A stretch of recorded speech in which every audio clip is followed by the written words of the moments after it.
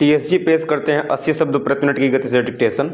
Start. मैं पूरी दुनिया से कहता हूँ, भारत हर एक आतंकवादी और उनके सरपरस्तों की पहचान करेगा, उन्हें खोजेगा और दंड देगा। उनका पीछा दुनिया के आखिरी कोने तक किया जाएगा। यह हुंकार प्रधानमंत्री नरेंद्र मोदी ने 24 अप्रैल को बिहार में एक कार्यक्रम के दौरान भरी, जब प्रधानमंत्री मोदी बिहार की भूमि से पाकिस्तान का नाम लिए बिना उसे चेतावनी दे रहे थे।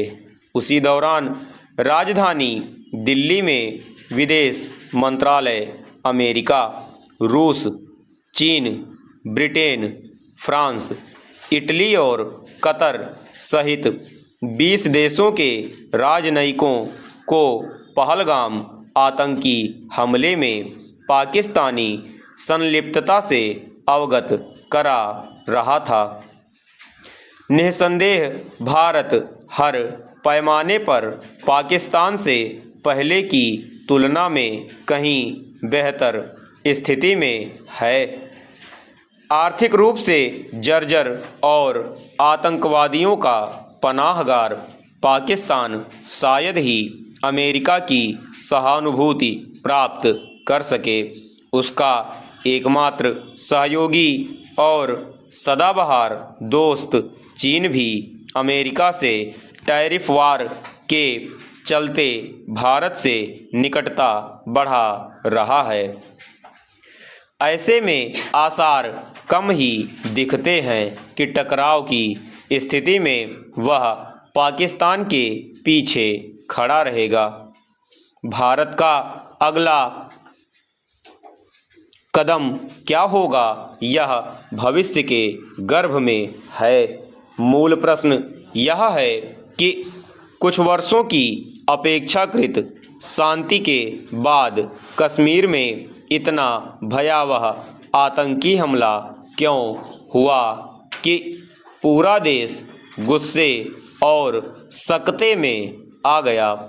अनुच्छेद 370 और 35A हटने के बाद दिखी शांति से यही भ्रम हुआ कि अभी सब ठीक है तो आगे भी ऐसा ही रहेगा, यानी घाटी में आतंक नहीं लौटेगा।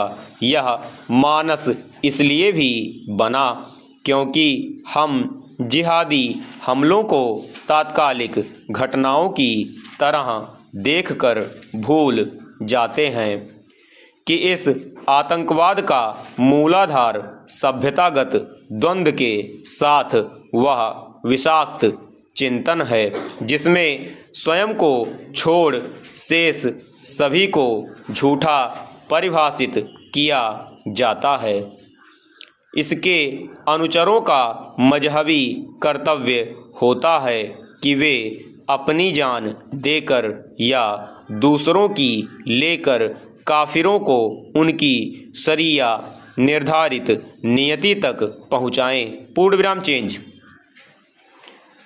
आतंकवाद में दो कारक सबसे महत्वपूर्ण हैं।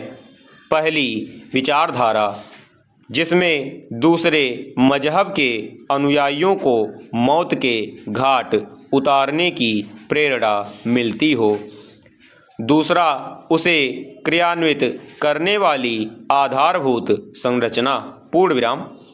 अगस्त 2019 के बाद सुरक्षा बलों ने घाटी में आतंकवाद के बुनियादी ढांचे को तो ध्वस्त कर दिया, परंतु जिहादियों को प्रेरित करने वाला काफिर कुफ्र चिंतन अब भी असंख्य रक्तबीज पैदा कर रहा है।